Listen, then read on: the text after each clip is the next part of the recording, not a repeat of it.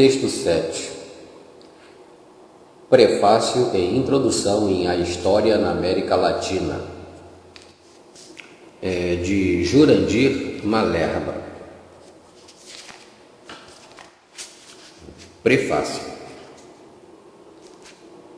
O autor foi convidado para escrever sobre os problemas na historiografia latino-americana. Ele acrescenta alguns temas como o debate sobre marxismo e transição paradigmática, além de algumas outras vertentes historiográficas que são analisadas no corpo do livro, mas basicamente um trabalho é sobre a história da América Latina.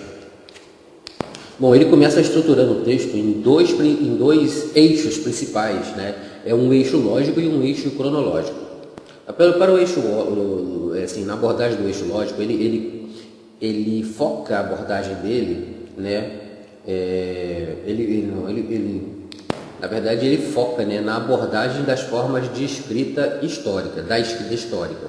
Ele diz que essa escrita histórica, ela começou a se tornar detectável, preponderante, a partir da década de 1960 da América Latina. Ele diz que houve uma fratura epistemológica, que rompe, com os centros hegemônicos de cultura ocidental, também aí ligado com a emergência do movimento intelectual do pós-estruturalismo nas ciências humanas, e todo esse contexto. Então, essa ruptura, essa fratura. Bom, mas ele diz que também essa fratura não foi assim imediata, Ainda os resquícios dessa escrita anterior, ela perdurou até por volta 20 anos após, ou seja, até por meados da década de 80, 1980, certo? Que aí ele até cita uma expressão fluxo vertiginoso, que para representar novas orientações temáticas, e teorias assentadas, assim, ele diz de grosso modo, que batizou esse termo de cultural turn nas ciências humanas e na história. Houve um evento chamado Cultural Turn que desencadeou todo esse processo. Bom, ele bate mais uma vez na tecla de que esse movimento ele vai ser apresentado a partir de uma crítica dos padrões historiográficos hegemônicos na região, na América do Sul, na América Latina, por volta entre 70 e 90, e até os dias atuais, ou seja, nos dias que ele escreveu o livro. E só para lembrar, gente, ele escreveu esse livro em 1970, certo? Então, que loucura, correção, ele escreveu esse livro em 2009, apaga o 1970 aí, viu, Marcelo? 2009. Então, de 2009 para cá, ainda essas mudanças ainda se encontram vigentes, se encontram em acontecimento. Bom, desses acontecimentos, desse Cultural Turn, um dos componentes dele, uma das coisas que se destaca, ele dá uma ênfase especial na ascendência intelectual e institucional norte-americana sobre os países do sul desse continente. Ele destaca isso como elementos fundamentais para a compreensão da dinâmica da historiografia latino-americana nesse período. Ou seja, no período que ele pega de 70 a 90, de 60 a 90, ele destaca essa ascendência intelectual norte-americana sobre os países da América Latina. Isso é muito importante. Ele destaca aqui também que o objeto de análise é muito vasto e ele teve que fazer muitos recortes, ele usa a palavra inevitáveis, recortes no tratamento da historiografia latino-americana, porque por causa da vastidão dos temas, vastidão dos objetos que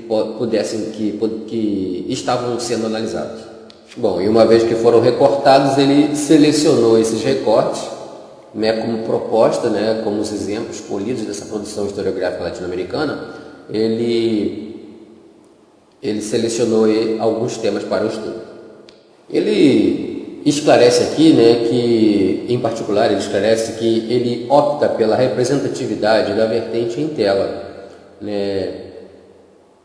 e isso por si só acabou deixando de fora muitos autores e muitas obras importantes, fora da análise que ele está fazendo, porque a análise que ele faz é estruturada a partir de amostragens, certo? Bom, agora vamos para o próximo tópico. Introdução. Bom, e aqui na introdução ele já começa falando que a linha de argumentação que ele usa é que a historiografia da América Latina no período desse recorte, né, ela é marcada por uma transição radical e paradigmática que levou a historiografia tradicional, né, que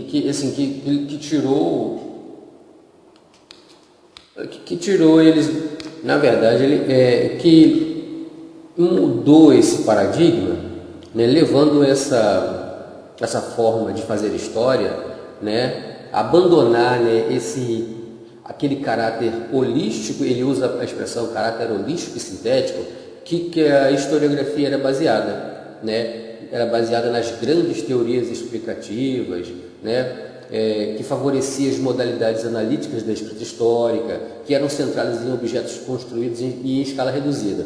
Então, esse movimento levou a historiografia para além disso, para um paradigma, uma perspectiva inovadora e emergente, né?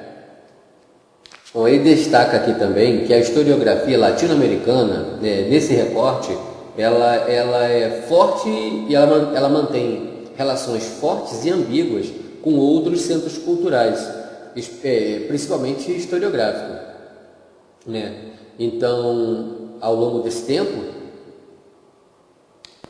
ele volta e meia está falando, estamos apenas dando umas pinceladas aqui no quadro da historiografia latino-americana, anterior ao período de 1960.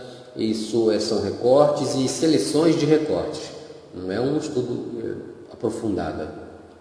Mais uma vez ele cita aqui que está abordando, vai abordar o tema do marxismo, né? Vai fazer uma análise do marxismo no cenário continental, em função do papel que ele cumpriu, que o pensamento marxista cumpriu na renovação da disciplina, da questão da historiografia, né? Que favoreceu essa mudança, esse culture turn.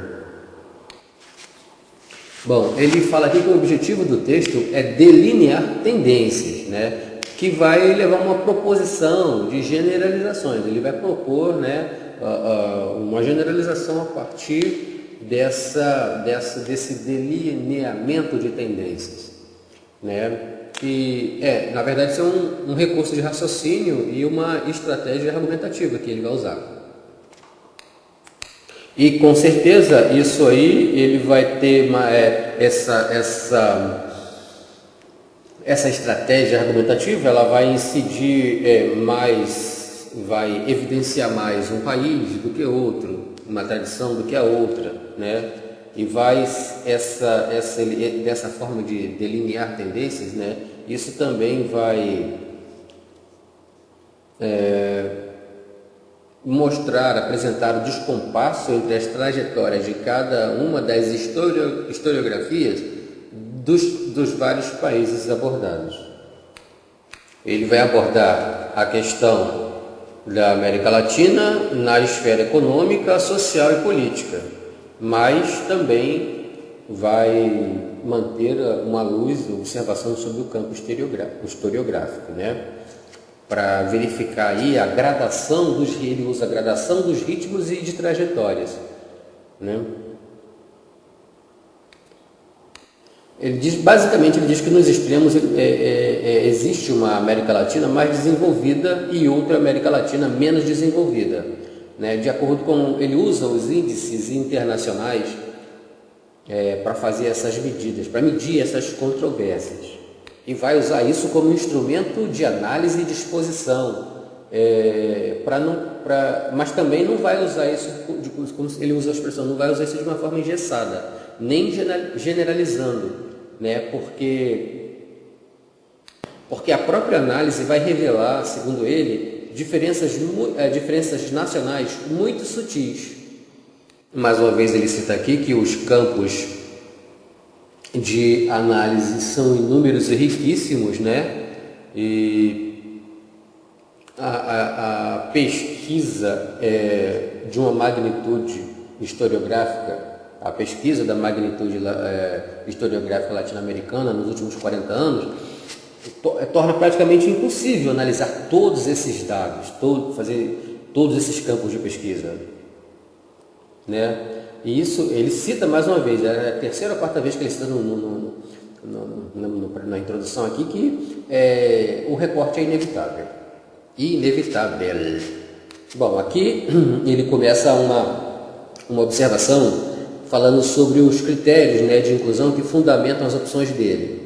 Ele opta pela inclusão dos eventos de maior representatividade, ou seja, determinados campos de período, e ele pega um determinado campo, um determinado período, né, algo que estava em foco, e aquilo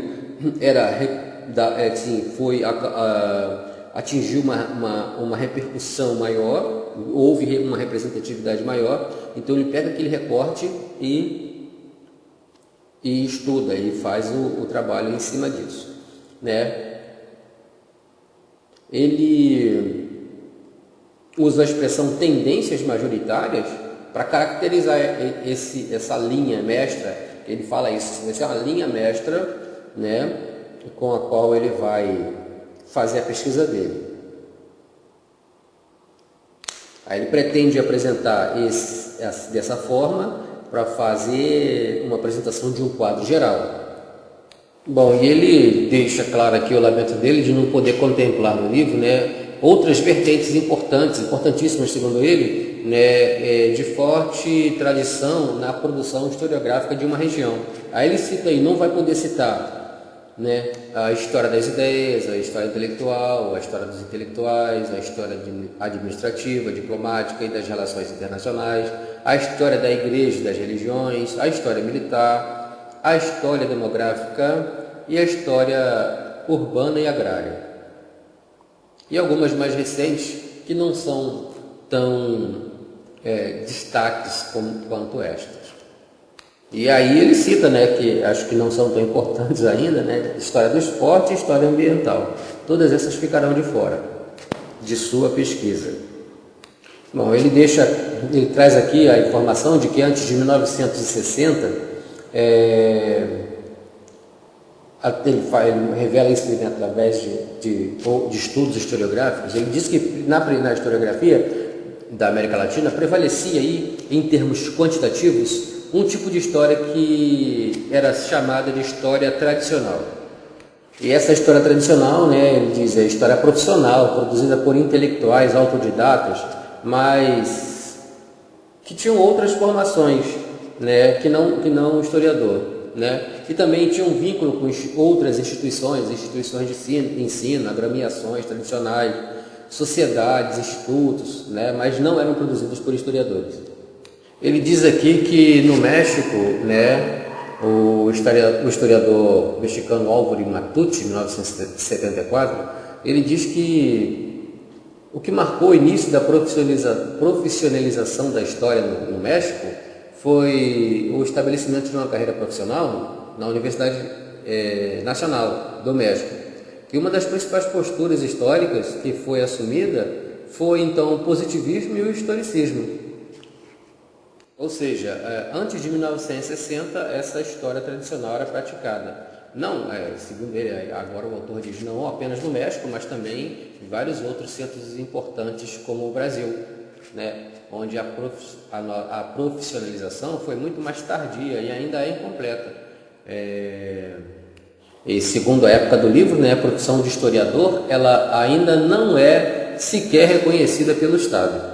Bom, e falando em Estado aqui, ele deixa aqui, né, que a profissão ainda não é reconhecida pelo Estado e prevalece uma história centrada no Estado, uma história oficial, né, quando não oficiosa, apologética das elites governantes, né, quando não paroquial e biográfica, ou seja, Isso aí foi via de regra até a década de 60. Né? Só para esse tema, esse pedacinho que é muito importante.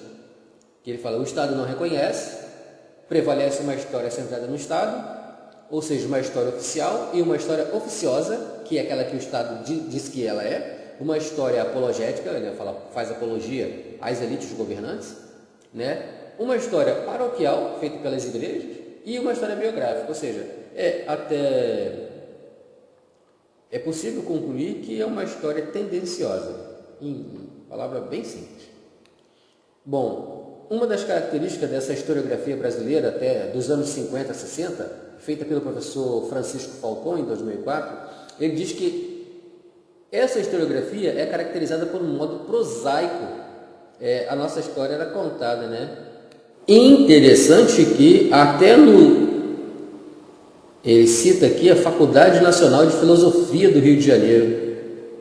Até lá, nessa época, em 1960, até essa época a história era contada dessa forma. Era basicamente o exercício da história política e diplomática tradicional. E ele diz aqui que o exercício da pesquisa historiográfica era praticamente inexistente. E por incrível que pareça, ele diz aqui, né, o exercício da história política e diplomática tradicional, né, ele praticamente não existia, como eu acabei de dizer. E ele diz que esse quadro só começou a mudar, aí ele diz aqui, eu vou ler ipsiliteris, quadro que só começaria a mudar à altura dos sucessos históricos do golpe militar, deflagrado em 1964. Bom, pelo que eu estou entendendo aqui, ele está dizendo que o golpe militar possibilitou a pesquisa historiográfica. Não sei, acho que é isso que ele está dizendo. Bom, ele também traz aqui que, né, até essa época a história era empirista, positivista e, né, como já foi dito, cultivava a história do Estado, dos agentes políticos, dos militares, dos administrativos, dos diplomáticos. E segundo ele, fora da academia, também acontecia outra situação bem, ele usa a expressão incipiente, né? Por exemplo, que o destaque era das obras dos autodidatas, dos sociólogos, dos juristas e assim por diante. Bom, e ele cita, né, Caio Prado, Sérgio Buarque de Holanda, Raimundo Faoro, né, aqui no Brasil, Marino Gongorra no Chile, Renato Rossaldo e Daniel Cóssio Villegas no México. Bom, e ele cita os outros países, ele não cita porque nem chegaram a se destacar no cenário latino-americano, muito provavelmente.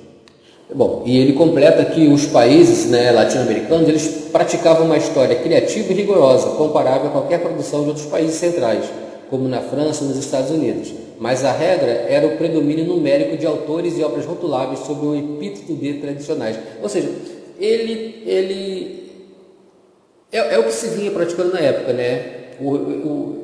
O evento ele é um evento ligado ao poder, ao governo, a pessoas de vulto, né? A situações de destaque nacional. Isso ganhava repercussão, isso ganhava consistência e com certeza isso ia parar nos livros da história, né? Em detrimento aí de uma nem sequer talvez pensada uma pesquisa historiográfica, uma pesquisa no campo da historiografia. Bom, ele traz aqui uma informação interessante que após 1960, né, o tempo, com aquela violenta aceleração do tempo que nós vimos na aula passada, ele diz que a forma de se fazer história, a forma de pensar, a forma de ser e de pensar do fazer histórico mudou muito, né? Então, e ele diz que esses ecos, né, são ouvidos até hoje, né? E ele cita aqui o historiador inglês Lawrence Stone, e ele fala que o Stone ele diagnosticou uma mudança estrutural, né? A história ciência social, né, que postulava a possibilidade de uma explanação coerente da mudança histórica. Ele também cita que surgem novos e variados aspectos da existência humana, ou seja, ele emerge um renovado interesse nos novos e variados aspectos da existência humana. E também isso que vem junto com a convicção de que a cultura de um grupo e mesmo o desejo de um indivíduo, né, ele pode ser, em determinadas circunstâncias, vetores de mudança tão importantes quanto as forças impessoais do desenvolvimento material, do crescimento demográfico. Ou seja, a cultura do grupo, né, ele diz que algumas circunstâncias podem, né, mudar, algumas circunstâncias que acontecem do grupo social, elas podem impactar na mudança desse desfecho histórico. E isso, segundo ele, levou a própria um questionamento, né, da concepção e dos limites das ciências humanas e sociais. Ele diz que isso exigiu um exame crítico da racionalidade científica que era tão vigente naquela época. Bom, segundo ele, né, de 30 a 70, a história, o cenário historiográfico, ele era dominado pelo campo das ciências sociais ocidentais, né? Então ele diz que, baseado nisso, havia uma pressuposição de uma relação positiva, né, entre o mundo industrial moderno, que estava em expansão, e junto com a ciência, com a tecnologia, né, que estavam contribuindo para esse desenvolvimento desse mesmo mundo. Então existia uma fé no progresso, uma fé na civilização, né? O mundo existia na verdade uma crença positivista de que as coisas estavam andando, que era um progresso, estavam progredindo no campo e no tempo. Mas, né, por volta de 1960, né, e todas essas postulações, né, essas imposições da historiografia, né, basicamente serviçal aí ao industrialismo, né, ela foi questionada através das revoltas antissistêmicas no final da década de 60.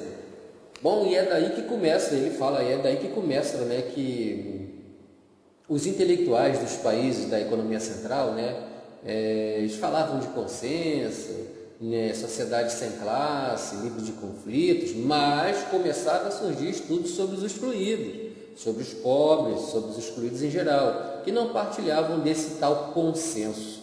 E aí a etnografia, né, descobre um novo centro, outro centro, que vai ser, ele diz aqui, o fermento de inúmeros movimentos contraculturais no auge da Guerra Fria, que ainda no contexto da Guerra do Vietnã, que já tinham os conflitos, né, internos, né, dentro da própria América do Norte, que também questionava essa sociedade industrial. Tinha também, ele elenca também a questão aqui do sexismo, do racismo, por exemplo, né, que era muito evidente na América. E aí começou a ficar claro para essa sociedade industrial que praticamente, né, era americocêntrica, se eu posso usar essa liberdade poética, ela era americocêntrica, porque nós estamos lidando aqui com a América, nós estamos falando de eurocentrismo. Então, essa sociedade tão umbilical, tão visceral, ela começou a perceber ele usa a expressão aqui, a frase, personagens colocados à margem de sua história vitoriosa, ou seja, eles eram, né, os poderosos, né, de uma América que não tinha problema, e eles começam a enxergar através dessas revoltas, desses movimentos, dessas mudanças, que a coisa não era bem assim, que o mundo não era tão colorido como eles pensavam. Ele destaca aqui, contexto, ele faz aqui uma descrição praticamente emocional, né, do que estava acontecendo, qual que era o cenário. Contexto politicamente conturbado, contestação visceral ao colonialismo europeu, as diferentes impressões de imperialismo econômico e cultural, propagação vertiginosa dos meios de comunicação em massa, né, telefone, televisão, naquela época o telex, telegrama, né? E por um processo crescente de encurtamento de distâncias, o espaço, por exemplo, o encurtamento da distância, os aviões, os grandes navios, né? Aquelas velhas certezas também que davam, que caracterizavam aquela razão ocidental também foram totalmente questionadas, né? Por outro lado, a fé na ciência, né? Que foi usada como base para o marxismo, né? Mas se tornou também um porta-voz desse liberalismo, né? Ele cita aqui o New Economic Story, History, New Economy History, que é né, a nova história econômica. E tudo isso aí encontrou um ponto de ruptura em maio de 1968. Bom, ele diz aqui, né, que os anseios do momento não podiam ser mais explicados pelos modelos macro-históricos e macro-sociais que tinham como base o Estado, né, o mercado, o antagonismo das classes. Isso aí não conseguia mais ser explicado. E tudo isso dá lugar aí a essa nova história cultural, né, que ela tenta preencher as lacunas que existiam, né? E aí ela vai compartilhar com o marxismo clássico, né, o entendimento da função emancipadora da historiografia, mas ela não vai tentar se meter aí nos limites que os homens e as mulheres devem superar. Ela vai tratar apenas aí dessa função emancipadora, né, como entender, como se emancipar, como que a historiografia vai se emancipar do Estado, né, dessa política brutal econômica, desses modelos eurocêntricos, etnocêntricos, né? Como que ela vai encontrar o seu caminho, como ela vai se emancipar disso aí, né? Mas ela não entra basicamente, ela não fecha o marxismo, pelo que dá para entender aqui. E descobre aqui que as relações de poder, domínio, de exploração de um homem ao outro, ela está nas relações interpessoais que os seres humanos exercem uns sobre os outros. Bom, aí entra a questão do Foucault. Ele começa a falar sobre Foucault, que Foucault substitui o Marx como um analista do poder e das relações com o conhecimento. Ele cita Eggers, 97 e 98. Então, ele fala que a partir de Foucault, né, um estatuto epistemológico de uma corrente de pensamento começa a ser definido. E essa corrente de pensamento, né, que vai definir esse estatuto epistemológico é chamada de pós-estruturalismo, que é a precursora do pós-modernismo dos 20 anos dos 20 anos atrás, né? Ou seja, Foucault vai estar falando isso e 20 anos atrás nós tínhamos aí o pós-modernismo. Quando é que Foucault fala isso? Não está aqui no texto. Mas tá bom. Ele deixa claro aqui que o objeto de pesquisa dele não é definir o pós-modernismo, mas, né, ele cita que é basicamente um sincretismo, né, das diferentes teorias, teses e reivindicações que tiveram origem lá na filosofia germânica moderna, especialmente com Nietzsche, né, até Heidegger, né, que foi posteriormente adaptada pelos intelectuais franceses, opositores, né, da teoria pós-estruturalista, né, como Michel Foucault e Roland Barthes. Mas ainda assim ele dá só uma palhinha sobre o pós-modernismo, que ele diz que o pós-modernismo tenta sustentar aí uma proposição de que a sociedade ocidental ela passou nas últimas décadas uma mudança de uma era moderna para uma era pós-moderna, basicamente isso. Que é sempre caracterizada, como todos os movimentos, né, mas ele fala que é caracterizada por um repúdio final da herança da Ilustração, que era baseada na crença, na razão e no progresso, né, que também era baseada, né, nessas grandes metanarrativas, né, e eles questionam isso. Os pós-modernistas eles questionam essas grandes metanarrativas. Segundo eles, ela, né, impõe uma direção e um sentido à história, né? Basicamente, eles são contra, né, essa ideia de que a história humana é um processo de emancipação universal. E para os pós-modernistas isso não é, mas a gente já viu isso na aula passada. E no lugar dessas grandes metanarrativas, aí o que surge é uma multiplicidade de pequenos discursos e jogos de linguagem, questionamentos de natureza, o conjunto de um montinho de coisas, né, um montão de coisas, né, a dissolução da ideia da verdade, que é empurrada pela baixo, né, problemas com legitimação em vários campos. Bom, esse impacto, segundo o autor, ele tem realmente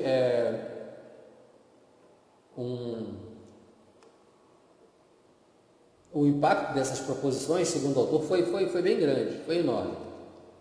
Bom, aqui ele fala que antes de prosseguir com as mudanças aqui dos paradigmas da historiografia latino-americana, ele vai aprofundar um pouco os dois postulados axiomáticos, né, que tratam da teoria do conhecimento pós-moderno, se assim a gente pode chamar.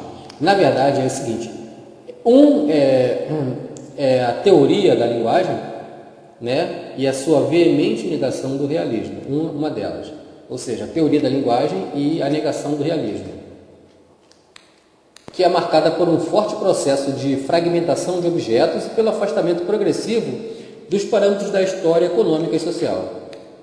Bom, segundo ele, a teoria da linguagem ela é tributária dos desdobramentos do linguistic turn, né, e das negações pós-estruturalistas. E ele também diz que essas negações pós-estruturalistas elas levaram ao paroxismo as apropriações que os primeiros estruturalistas, como o Levi-Strauss, fizeram no passado, da obra de Saussure. Então, agora é o seguinte, o assunto ele passa a tratar de uma filosofia do idealismo linguístico, ou panlinguístico, né? Ele afirma que a linguagem constitui e define a realidade para as mentes humanas, ou seja, que não existe qualquer realidade extralinguística independente de nossas representações dessa linguagem, na linguagem do discurso. Tudo isso para a gente entender como que o discurso histórico ele é feito.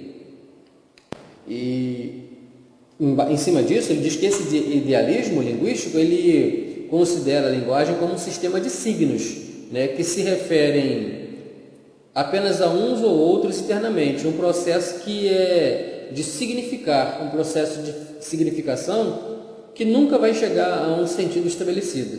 E ele fala que esse processo de vulgarização da linguagem, né, é um aspecto notável que ele convencionou, né, chamar de linguistic turn. É o linguistic turn na história, né, e em outras ciências sociais.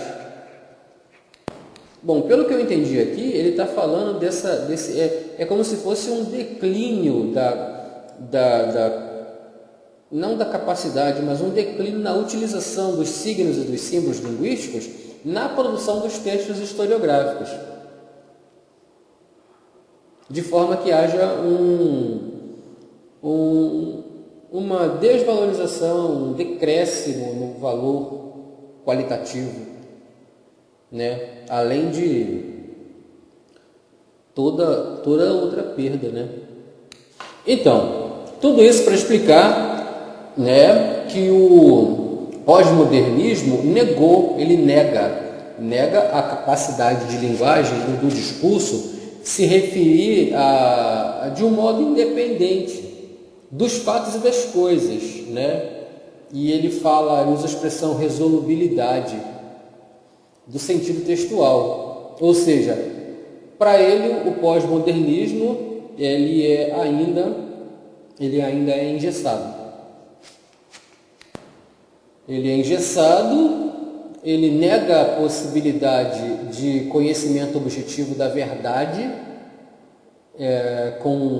ele acredita que ainda também esse pós-modernismo, né, ele é utópico, e em qualquer investigação que você fizer, vai ser uma coisa para ele. Para o autor, o pós-modernismo é utópico. Para o autor, o pós-modernismo é uma filosofia idealista, que é uma espécie de metafísica fundada em assertivas não provadas ou improváveis, né, a respeito da natureza da linguagem. Bom, aqui ele entra aqui num debate, traz uma informação aqui a respeito de Fernand de Saussure, que o cara que é considerado aí o fundador da linguística estrutural. Ele criou um curso chamado Curso de Linguística Geral, né? E essa linguística estrutural, segundo ele, é um estudo sincrônico, né, e histórico da linguagem como um sistema total. Ele usa duas palavras aí, a langue e a parole, né, que faz parte desse estudo diacrônico do estudo da linguagem falada. Que ele define aí que a linguagem é um sistema de signos distinguíveis, né, apenas pela oposição e diferença de um signo com o seu respectivo significante, né, ligado a um outro significado. Ele não nega, ele não renuncia, né, ao realismo, nem nega que as palavras podem referir-se a objetos, né, no mundo. Não entendi. Aí, segundo esse Saussure, ele fala que, né, existe uma conexão arbitrária entre o som e um sentido particular, com o signo, né, que o define. Som, o sentido e o signo. Mas o autor aqui deixa claro que esse Saussure, esse suíço aí, Saussure, ele nunca disse que o mundo é construído ou fundado na linguagem, nem que ele é construído a partir de nossas descrições linguísticas. Bom, ele traz aqui a informação de que Kate Jenkins, né, ele fala assim, Kate Jenkins é um dos mais, né, que é um dos nomes mais conhecidos da história, inclusive a gente estudou isso no primeiro semestre. Ele afirma que as diferentes interpretações, elas existem porque a história é basicamente um discurso. Ele diz um discurso em litígio, né, um campo ideológico em batalha onde as pessoas, né, classes ou os grupos elaboram biograficamente as interpretações do passado para agradarem a si mesmos. Olha, né, que se não fosse Jenkins, né, eu diria, e ao governo, ao poder, a quem a história interessar. E aí ele fala que todo consenso seria alcançado quando as vozes dominantes conseguissem silenciar as outras. Então ele conclui que no fim a história é teoria, a teoria é ideologia, a ideologia é pura e simplesmente interesse material, o que o Jenkins escreveu em 2001, página 43. Bom, aí o autor retoma, né, e fala que qualquer busca no sentido de que encontrar essa verdade definitiva aí, ela é comprometida, porque haja visto aí os interesses múltiplos, né, em se produzir essa verdade histórica. Porque tudo está resumido aos pontos de vista, perspectivas, documentos aí, entre aspas, né, textos que se remetem a outros textos, né? Que no final das contas o que vai sobrar mesmo é a interpretação. Bom, para o autor aqui, o mundo não é mais do que um campo de manifestação de discursos em conflito, né? É o que o Jenkins estava falando há pouco. Bom, onde cada pessoa cria o seu ponto, né, o seu parâmetro de crítica, né, e basicamente existem aí os domínios os intradomínios especializados, né, que são aí os pontos de vista do autor e toda aquela estrutura de pensamento que existe na forma de ver, de interpretar. E o efeito disso aí, né, e a consequência disso aí, segundo o Malherbe, é a redução do conhecimento, né, a um efeito da linguagem, ou seja, um produto discursivo, né?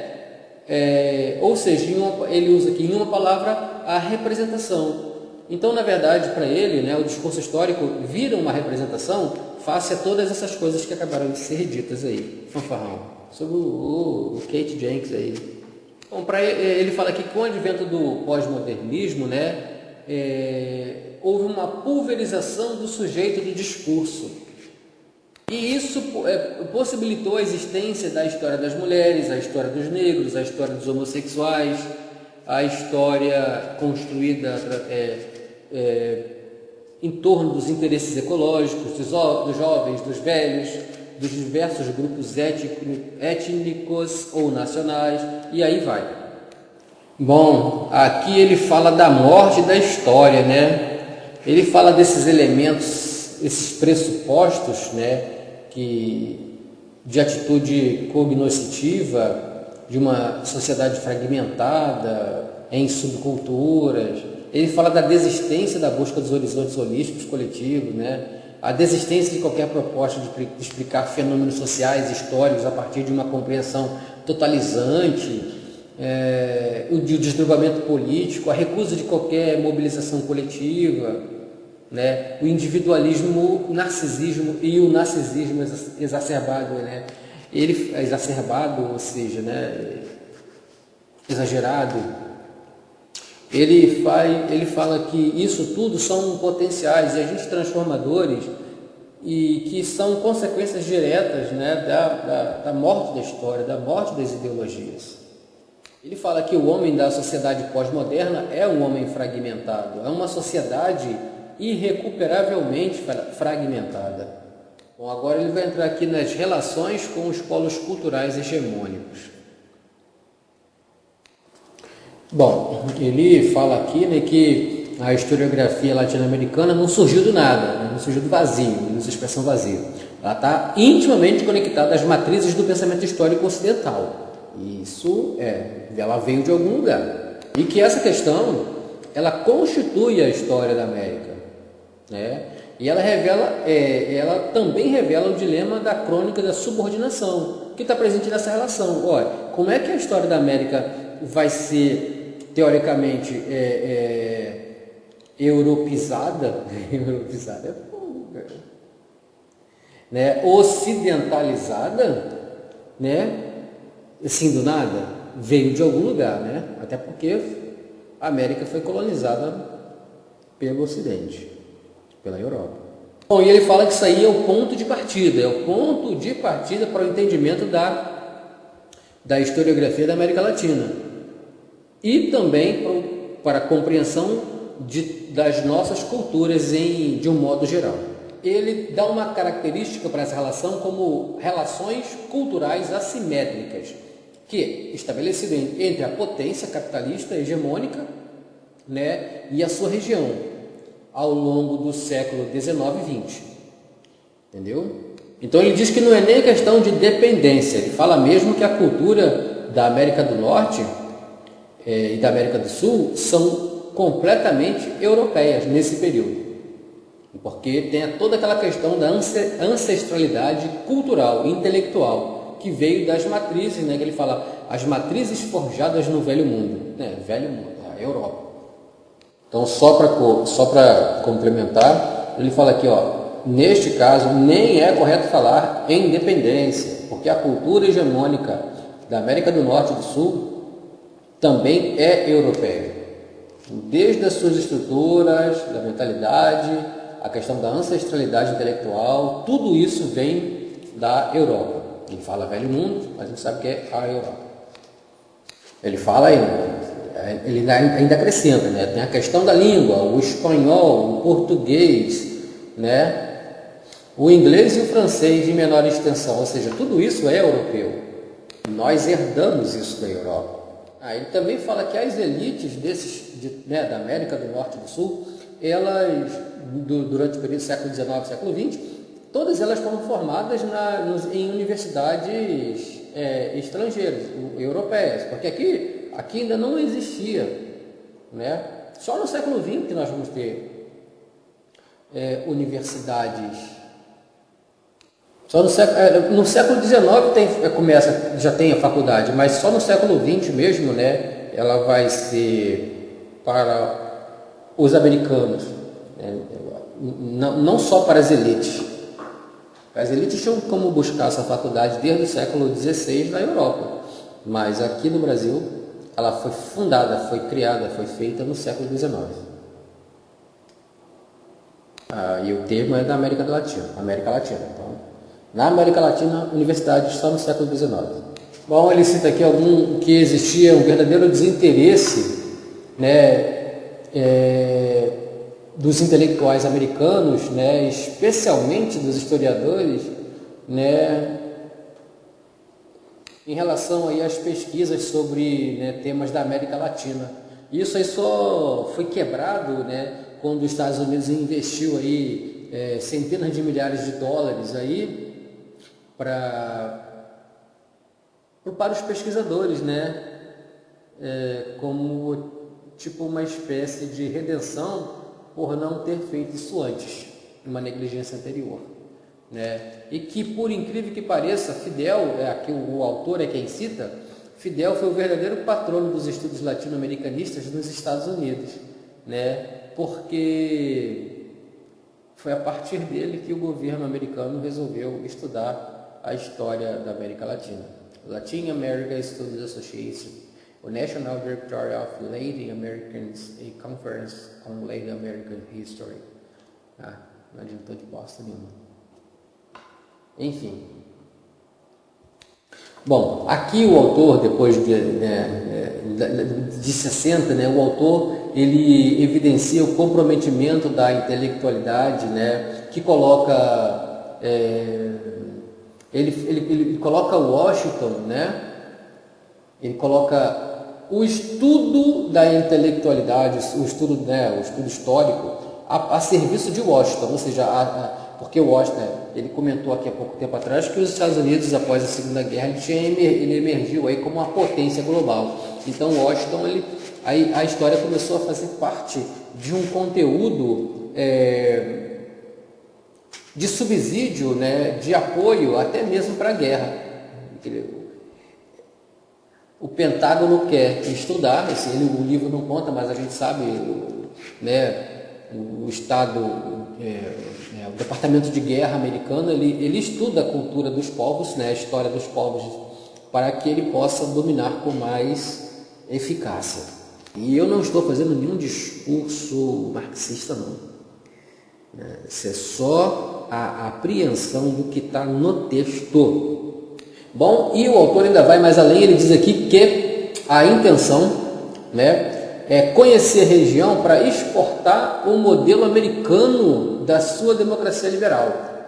Então, né, a intenção deles era chegar num determinado país da América do Sul e exportar essa democracia da América do Norte na América do Sul. E para isso eles precisam conhecer a cultura, e para conhecer a cultura eles precisam conhecer a história. Basicamente isso. Nossa, agora a ficha desse texto está começando a cair. E ele cita aí sobre isso que eu acabei de falar, a questão da Nicarágua e da Guatemala, né? Porque aí a academia, né, ele fala dos holofotes da academia americana se voltaram para essa região, até então completamente ignorada. Então, mais uma vez, com a intenção de conhecer para dominar. Bom, o que eu acabei de falar aqui agora há pouco, ele vai mais à frente, ele vai falar, né? Isso aí são interesses, né, estratégicos dos policy makers norte-americanos, né? De ordem geopolítica, econômica, cultural ou qualquer ordem que seja do interesse da manutenção dessa hegemonia de poder, desse monopólio de domínio global que são os Estados Unidos. E mais uma vez, ninguém está falando mal dos Estados Unidos, não, estamos só para compreender o texto. Ele cita aqui que alguns autores, né, entendem que esse interesse norte-americano, né, dos scholars americanos, inserido aqui pelo imperialismo cultural científico, interesse deles era ideológico, econômico e político, né, que os Estados Unidos tinham na região. Ele cita aí a questão, né, a questão cubana, né, no auge da Guerra Fria, né, até meados da década de 80, ele compreende aí que Washington tinha interesse, né, em compreender a cultura, até mesmo para dominar aquela região também. Bom, mas ele fala aqui que não é possível pensar em um imperialismo científico, em termos simplistas, ele até usa a expressão, né, em que todas as investigações que fossem produzidas nos Estados Unidos seriam o resultado de uma política deliberada, né, com motivações estratégicas. Não, ele também fala que não é assim. Apesar de ter toda essa vertente europeia, e apesar dos estudos sociológicos, dos estudos historiográficos serem feitos, sociológicos não, dos estudos, consequentemente, mas dos estudos historiográficos, os estudos historiográficos estarem sendo feitos com o propósito de subsidiar Washington, né, não era também tudo que existia uma política de domínio, né,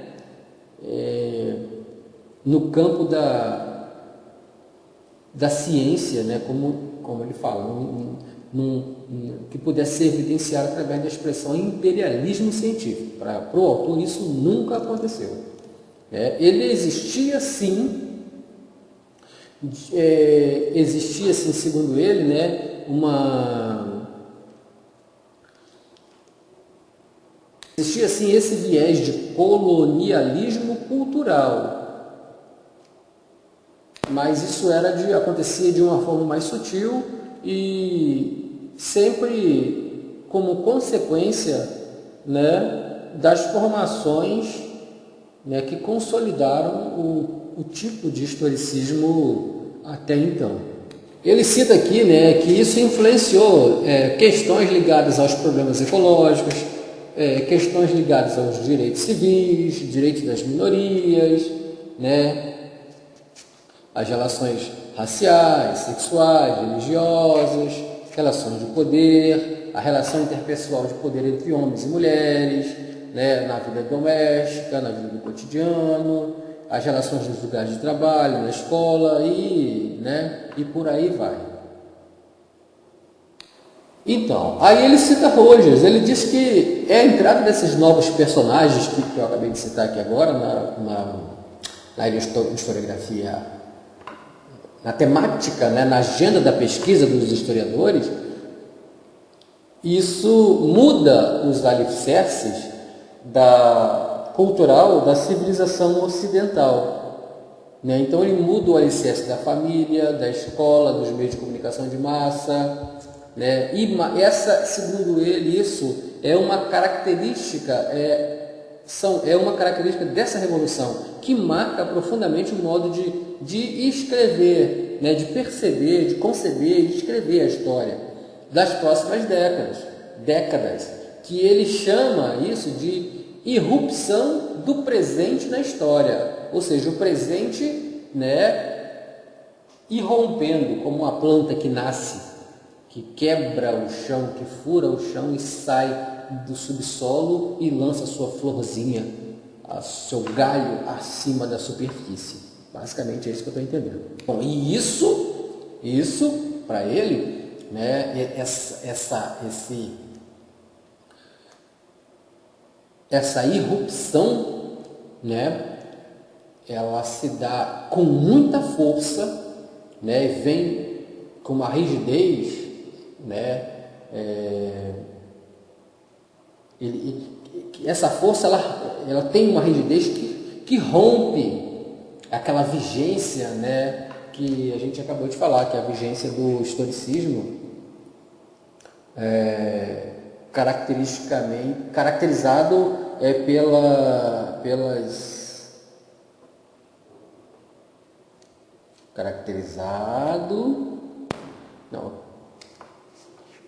herança da Europa, né, caracterizado como herança da Europa até então. E isso vai possibilitar, nos últimos 30 anos, né, o que eles chamam de antropologia histórica, que vai pesquisar aí a intimidade, a sexualidade, a história das mulheres, das crianças, da família, da loucura, dos marginais, da cultura popular, questões raciais, ecológicas e por aí vai, né? Bom, ele fala aqui da institucionalização dos lugares de produção do conhecimento, né? Que ele fala da compartimentalização dos saberes disciplinares, parcelados, atomizados, baseados na especialização, né? Com base na percepção, baseado também nas estruturas sociais, nos cortes históricos abordáveis, né, nas teorias das totalidades coerentes. E ele fala que isso aí vai trazer, né, novas demandas, né, demandas por novos movimentos sociais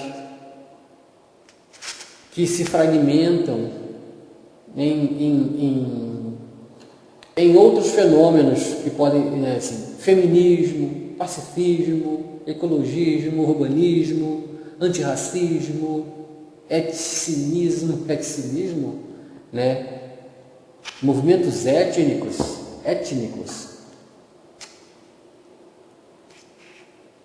movimento que representa as minorias reprimidas, né? Aqueles que fazem as lutas sociais, posterior a 68. E um detalhe muito importante aqui para fechar o capítulo, para fechar essa parte aqui, esse parágrafo aqui, ele diz que é o seguinte, que a maioria dos historiadores latino-americanos, eles foram formados e treinados nas instituições americanas, né? Desde o ensino universitário básico, né, até a pós-graduação, ou seja, seria uma perpetuação do sistema anterior, é claro, né? Bom, ele cita aqui também, né, que a história estava sendo feita, né, com base nos interesses claramente políticos e imediatistas, né, sobre aquela onda de militarismo, né, que ocorreu por parte dos historiadores norte-americanos após 1960. Mas isso é óbvio entender porque o contexto era um pós-guerra, 15 anos após a Segunda Guerra Mundial, em que milhões de pessoas haviam morrido, né? Então, não justificando, mas esse militarismo era o que acontecia por conta de uma prevenção de uma futura terceira guerra, que era o que se esperava. Bom, e ele dá aí o caráter aí de etnocêntrico e anacrônico, né? Etnocêntrico, anacrônico e irrelevante para essa historiografia que estava aí em dissonância com os eventos da época. Bom, ele cita aqui uma circunstância, a história chamada teoria da dependência, que denuncia, né?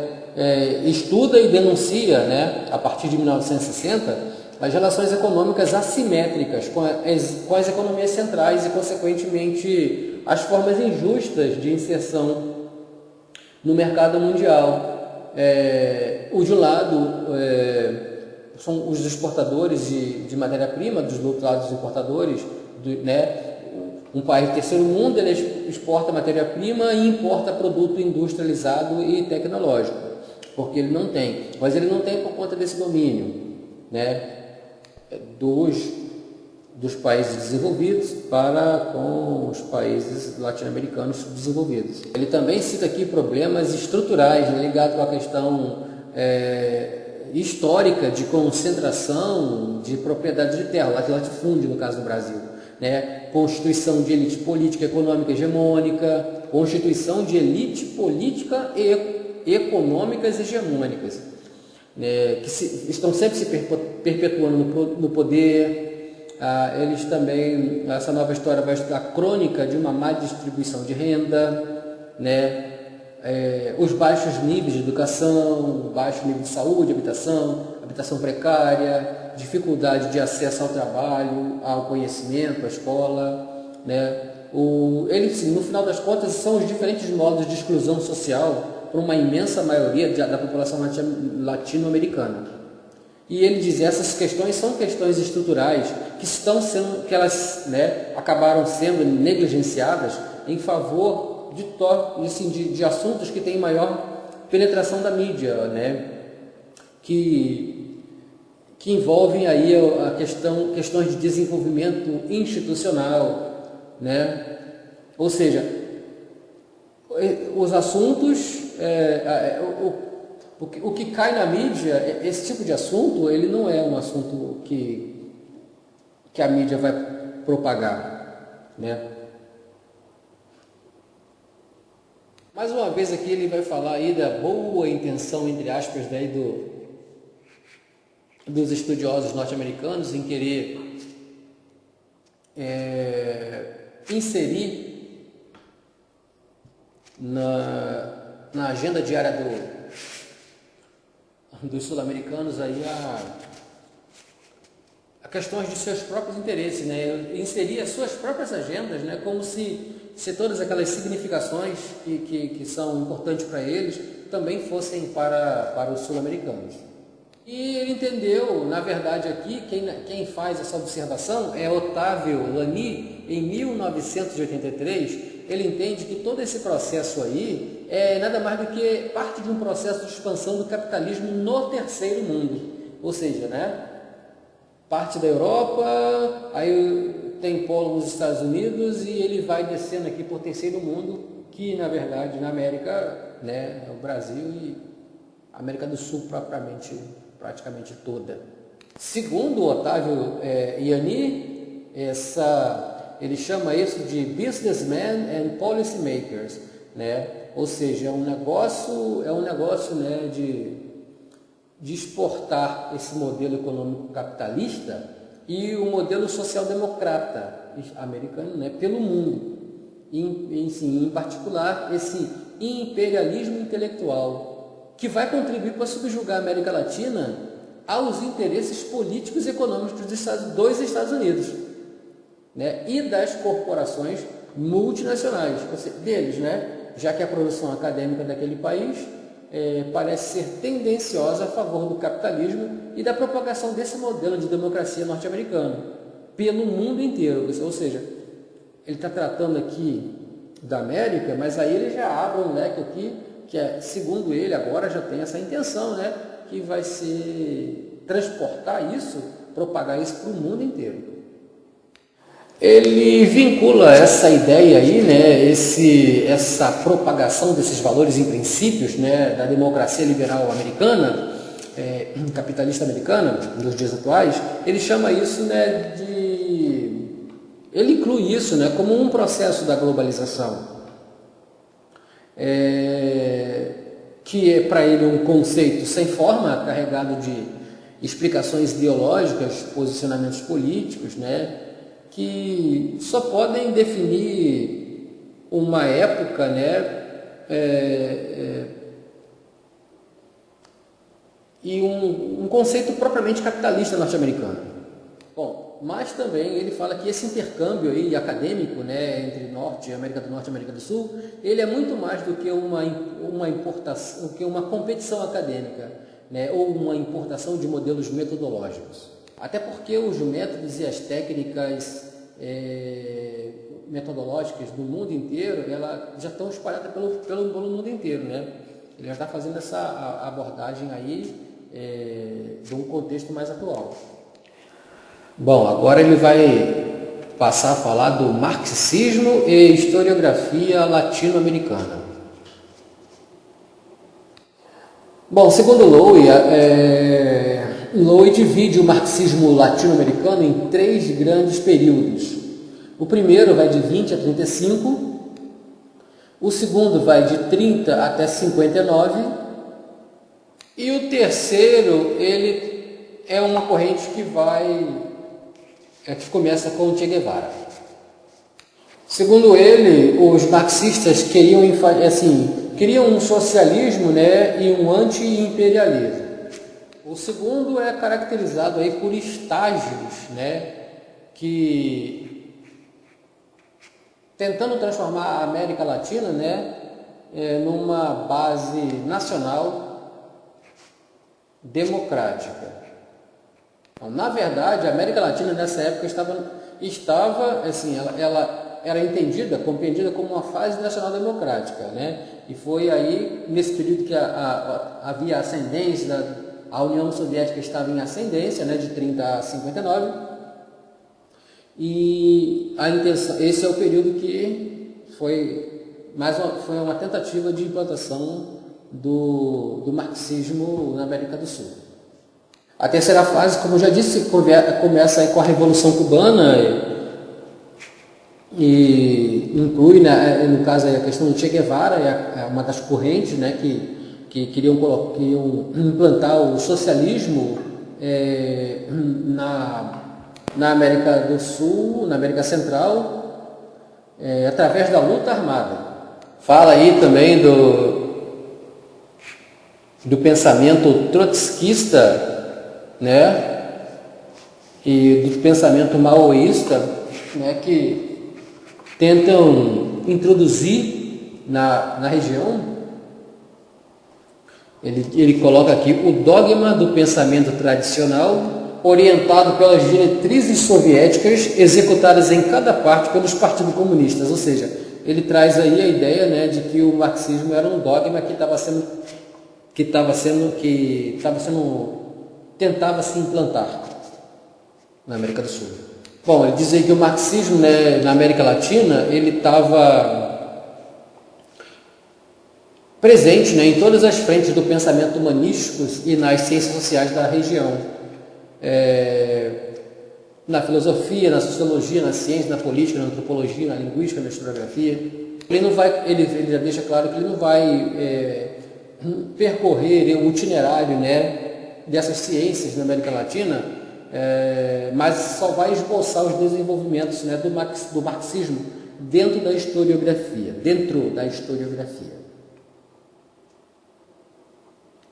Bom, segundo ele, o marxismo floresceu na América Latina na segunda metade do século XX e alterou profundamente o percurso da história, ou da historiografia, né, que se praticava na região. Então, a abordagem dele do marxismo é como esse marxismo ele vai alterar profundamente o percurso, né, a forma de se fazer historiografia na América do Sul. Bom, isso aí ele também destaca também, né, que essa narrativa linear ela vai superar os grandes indivíduos e fatos históricos, né, que estavam sob o holofote do estruturalismo, do positivismo da escola historiografia europeia. E isso vai favorecer a visão da formação dos povos latino-americanos. Os povos latino-americanos eles vão começar a ter a visualização deles por eles mesmos, né? E com ênfase na dimensão econômica e social dos próprios sul-americanos, no caso dos próprios sul-americanos. Então, ele cita aqui alguns historiadores, né? Alguns pesquisadores, como o peruano José Carlos Mariátegui, de 1894 a 1930, né? Ele fala também de Sarmiento, e ele fala também de quem? Marinello, que esses historiadores, eles, né, tentam compreender aí como que a chegada das ideologias marxistas transformaram a história no sentido de tirar, não especificamente tirar das mãos do poder, mas de dar aos historiadores, à historiografia uma condição de libertar-se desse jugo, né, do domínio, para que ela possa narrar a história de uma forma não engessada, de uma forma não coercitiva, de uma forma até mais subjetiva. Os 7 ensaios de la interpretación de la realidad peruana de Carlos Mariátegui.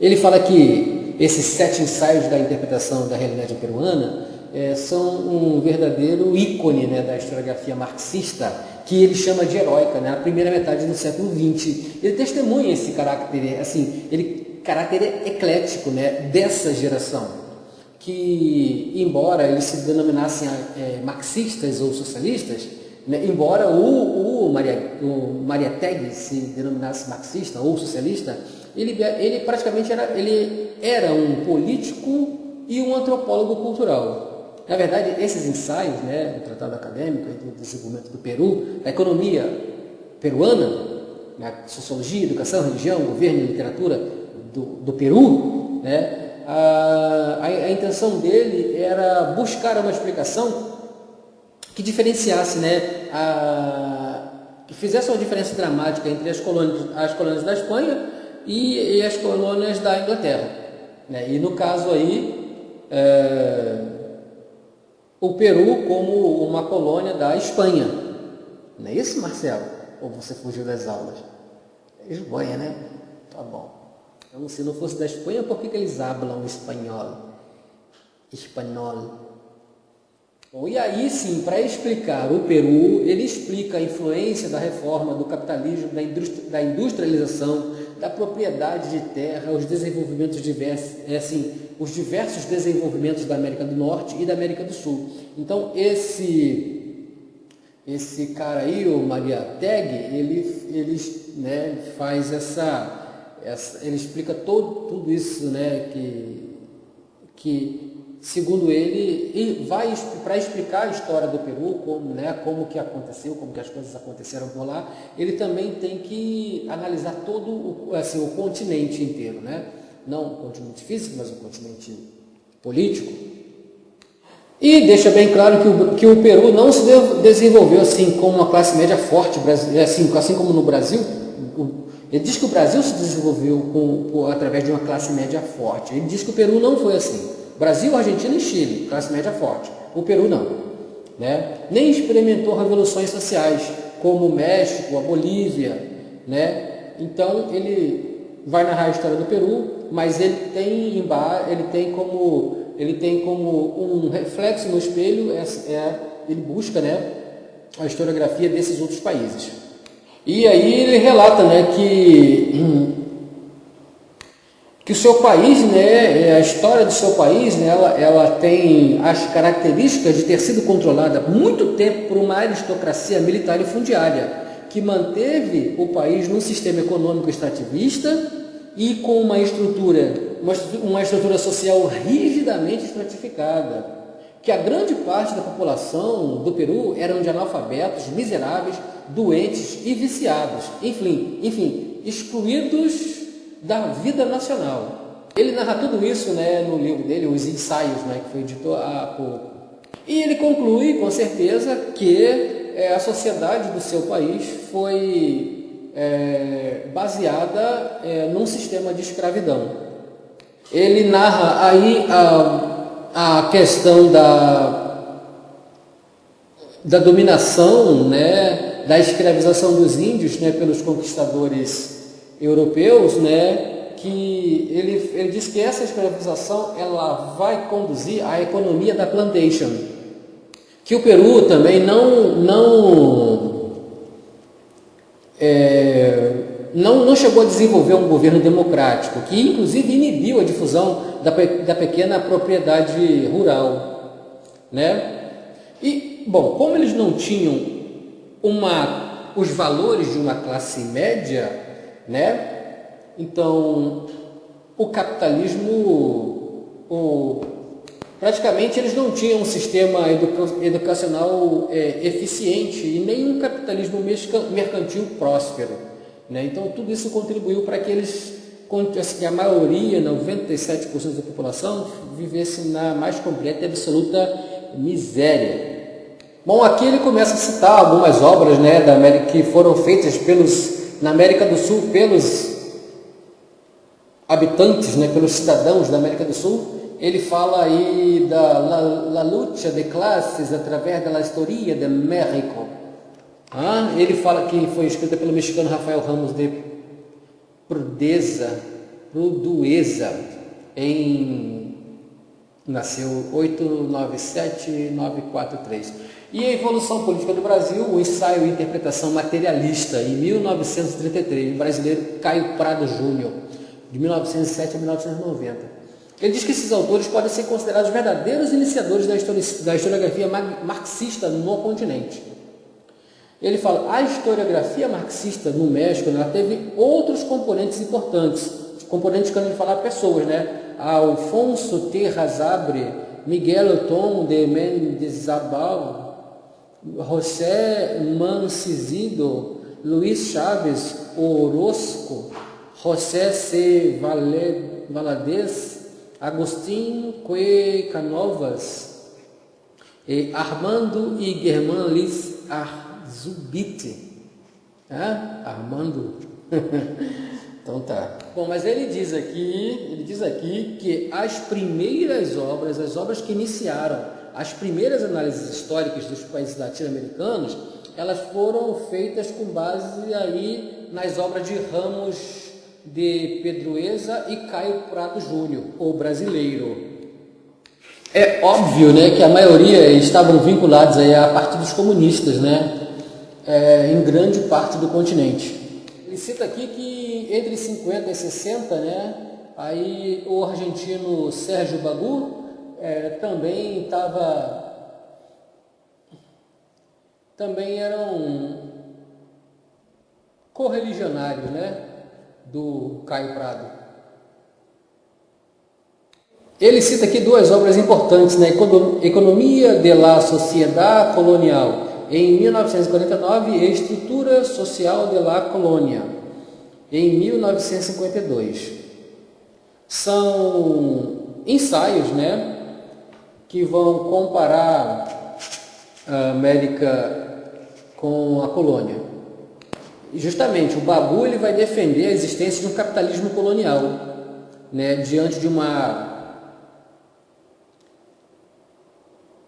praticamente de uma historiografia marxista que vai atacar essa ideia, né? A questão é, a discussão em torno era o seguinte: havia regime feudal dominante no Império Colonial espanhol, né? A pergunta básica era essa. Bom, mas aí fica claro, foi estabelecida uma distinção entre o modelo histórico do modo de produção capitalista e o capitalismo como sistema econômico mundial, né? O capitalismo como sistema econômico tem uma conotação e o modo de produção capitalista, né, tem uma outra conotação. E esses debates eles vão gerar mais à frente, né, essas teses são teses inovadoras, segundo o autor aqui, o Malherba. Elas guardam em si, né, ele fala, o embrião do que mais tarde ia ser chamado de teoria da dependência e a teoria do subdesenvolvimento. Que são bases, né, que são condições necessárias para o desenvolvimento do capitalismo, que vai ser estudado na época de 1970 pela sociologia dependista latino-americana, que no ano 2000 vai ser estudada por Bielczowski. Bom, e aqui ele é enfático, e eu vou reproduzir a frase tal como ele está dizendo aqui no livro. Toda a rica história social e econômica praticada na América Latina entre finais dos anos 1970 até a década de 1990 foi alicerçada, em maior ou menor escala, nos suportes teóricos e metodológicos da tradição marxista. Fecha aspas. E aí ele fala que essa tradição, né, essa história, ela não passou incólume, né, não passou imaculada as grandes tribulações pelas quais a América do Sul passou. Tribulações, vamos entender tribulações como as grandes revoluções sociais, né? Não só aquelas que aconteceram na América do Sul, mas eventos europeus que tiveram consequência aqui. Por exemplo, ele cita a queda do Muro de Berlim, né? Ele cita primeiro a Revolução Cultural em 1968, né? Advento aí dos análises e tudo mais, que a gente está careca de saber do primeiro período, e a queda do Muro de Berlim em 89, né? A virada da iniciativa, a virada cultural que houve na década de 60, que esse rompimento com o positivismo, que vai gerar o que ele chama aí de receituário pansemiótico dos pós-modernos, né, nos anos 90. e que vai reduzir o processo de conhecimento a um ato de comunicação, uma troca simbólica. Aí ele fala que o marxismo vai se transformar e deixa de ser, né, o grande quadro geral de interpretação da realidade para os historiadores sociais. É uma coisa até pesada, bom, do ponto de vista dele, né? Consequentemente, nós podemos entender aqui que a tradição marxista historiográfica, da historiografia com base no marxismo, ela foi sensivelmente abalada nesse contexto intelectual, né, do último quarto do século XX, né, de 60 para cá. E, segundo ele, né, ele defende uma necessidade de superação, que é conhecida, né, que é praticamente conhecida pela ideia de pós-marxismo. Ele diz, inclusive, que as balizas desse fenômeno, né, a natureza desse fenômeno, né, a manifestação desse fenômeno, ela pode ser confundida com um outro fenômeno que é conhecido como a emergência do pós-modernismo.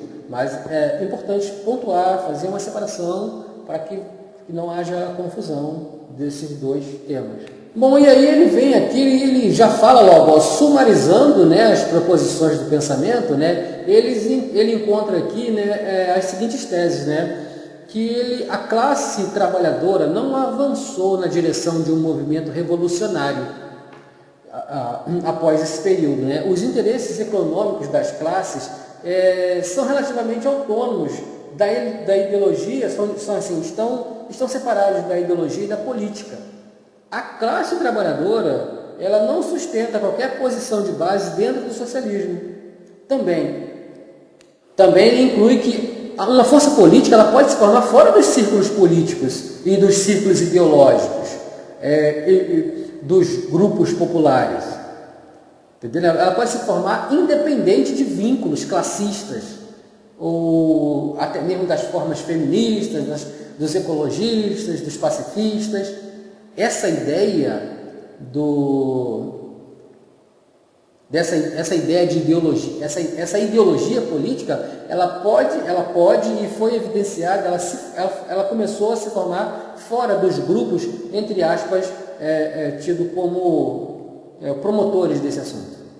Bom, por outro lado, ele diz que outros movimentos eles se estruturaram para desenvolver a independência dessas classes, né, com os objetivos do socialismo, para que eles transcendessem, né, e que congregassem pela luta, né, uma pluralidade de resistências a essa desigualdade e à opressão. E ele cita Chilcot em 1990 e Woods em 86. Ou seja, de um lado existe, né, a diversificação, a irradiação dos conceitos marxistas, que vão ter consequências também na história, na historiografia, e de um lado uma polarização onde os indivíduos de um lado eles não se agrupam, mas de um outro lado eles se agrupam para formar aí conseguirem identificar os seus objetivos, né, e concorrer para que haja uma ideia, né, uma congregação que possa resistir à desigualdade e à opressão do imperialismo americano. Bom, e aí mais uma vez ele vem aqui dizendo, né, que a raiz, né, do pensamento pós-marxista, com certeza ela vai ser encontrada, né, o subsolo dela é o eurocomunismo, né, e o eurosocialismo dos anos 70 e 80. É óbvio que ela tinha que ter uma raiz lá na Europa, no eurocomunismo. Afinal de contas, Marx ele escreveu a partir da Europa. E para descrever aí, né, Na verdade, esse pensamento pós-marxista, ele chega na América do Sul, né, com um discurso político sobre a social-democracia e o socialismo democrático, né? Ele fala sobre a social-democracia e o socialismo democrático, né, lá nos países onde essas ideologias elas chegaram ao poder, né, como a França, a Itália, a Espanha, Portugal, Grécia. Eles falam desse discurso, tomam esse discurso aqui na América do Sul, mas eles apontam, né, revelam, ó, isso deu certo, isso foi... né, deu certo na Europa, nesses países, assim, aconteceu dessa forma e tal. E eles trabalhavam aqui, né, nos blocos de política centro-esquerda, né, para garantir aí uma ideia de multipartidarismo, de fragmentação, que possa representar aí reformas populares para atenuar as demandas, né, dessas classes trabalhadoras, das classes camponesas, né, uma ideologia também que promulgasse, né, mas que irradiasse, né, a tolerância, que promovesse, assim, com a intenção de desenvolver as forças produtivas de forma menos desigual. Mas, por incrível que pareça, né, a realidade da política convencional que havia na América do Sul, e ainda há, pelo visto, né, nós estamos falando aqui de 2019, ela praticamente obscureceu essa retórica pós-marxista e alguns termos, né, que eram muito óbvios, né, e eram difundidos como luta de classe trabalhadora, ditadura do proletariado, e até mesmo o termo socialismo, marxismo, eles praticamente eles foram abolidos no diálogo da própria esquerda. Interessante isso, não? E o mais interessante é que o autor cita aqui no texto, no caso brasileiro, né, que o presidente, aí ele cita petista Lula, que, né, na presidência do PT, ele aboliu o termo socialismo em favor da sua nova meta utópica, a democracia. Olha só, a questão, né, dessa abolição desses termos, ela tomou uma forma mais forte, né, com essa ação aí do presidente Lula, do ex-presidente Lula. Bom, e aí dentro, né, do sistema ele chama isso de desencantamento político, né? Ele traz agora as novas palavras-chave são lo indeterminado, la problematización del centro, la descontinuidad, la simulación y la precariedad del mundo. Só mudou as palavras, mas enfim. Aí o Mank, né, vai trazer essa ideia de que são apenas novas formas de linguagem, né? Outros termos como discurso, desconstrução, reinvenção, identidade, representação, hibridismo cultural, pluralismo e heterogeneidade. Bom, também fala, o Malerbas fala aqui que Munch vai fazer uma abordagem globalizante, como se a América do Sul, do Norte e do Sul, elas fossem uma entidade única, né? Independente de qualquer referência ao conjunto. Ele fala, inclusive, independente se a referência da totalidade é sincrônica ou diacrônica. Para ele, essas questões elas são de menor valor. Também fica difícil explicar, né, a questão da sociedade de consumo americana, a sociedade do automóvel, do shopping center, da indústria cultural de Hollywood, dos McDonald's, né? Do imperialismo, colonialismo, como que isso aí foi banido dos discursos pós-modernos? Por quê? Aí ele chega à conclusão, aqui continua ainda, né, esse modelo, essa teoria eurocêntrica, né, isso aí ainda conduz às direções e às avaliações da historiografia. Bom, aqui Malherbe ele vai falar o seguinte, que um dos marcos do surgimento do pós-modernismo no final da década de 80 foi a proclamação do fim do marxismo.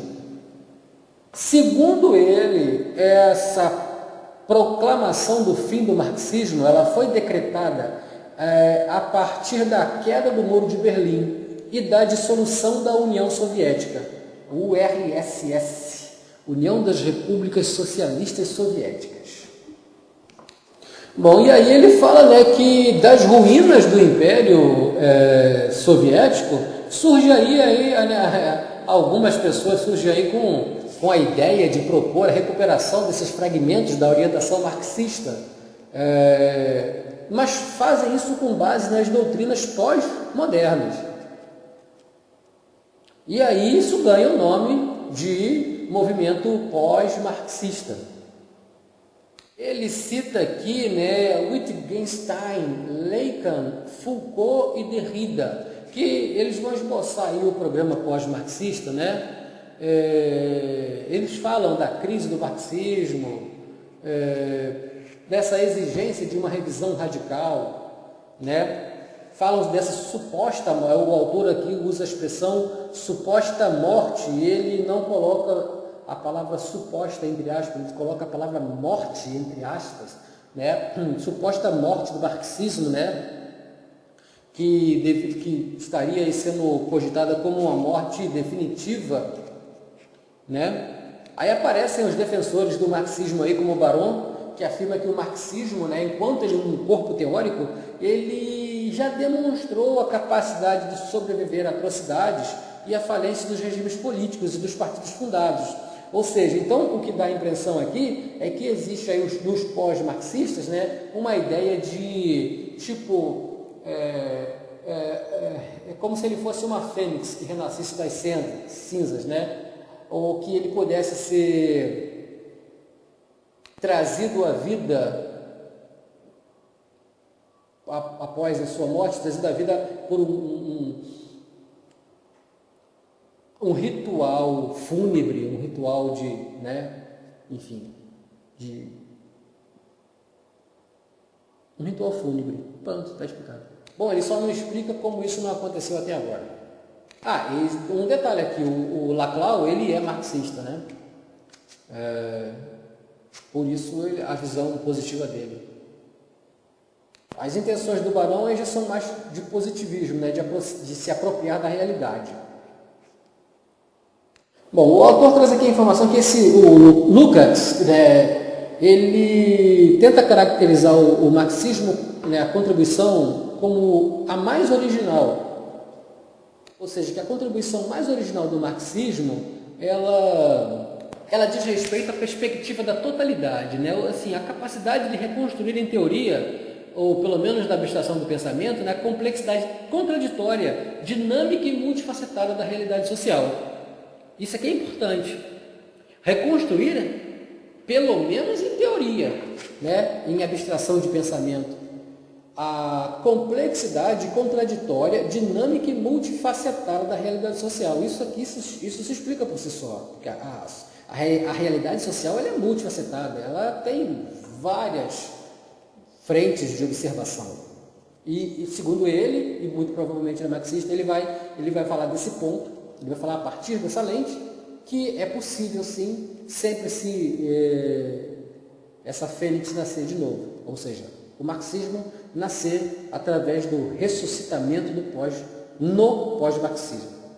Bom, aqui o autor postula claramente, né, que os pós-marxistas não entendem que o que eles estão tentando fazer ele chama aqui, o Malherbe, ele chama de um pressuposto mecanicista insustentável.